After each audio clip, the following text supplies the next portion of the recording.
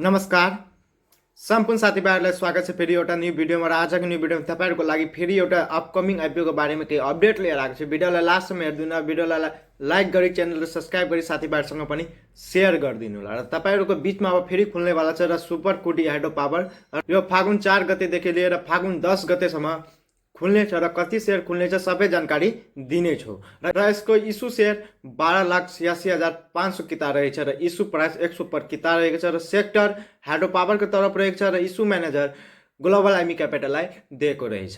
र यसको opening range तपाईँहरूको 133.08 रुपिसदेखि लिएर 399.24 सम्म रहेछ। तपाईँहरू फर्स्टै दिन यो आइपिओ पढ्यो भने, डिमेटमा आयो भने, मेरो सेयरमा आयो भने पढेपछि तपाईँहरूलाई फर्स्टै दिन 4,000 को प्रफिटमा रहन सक्नुहुन्छ। त यस्तै यस्तै अपडेटको लागि च्यानललाई सब्सक्राइब गर्दै र टिकटकमा फलो गर्दै बस्नु होला। तपाईँहरूको शेयर यात्रा नेपाल।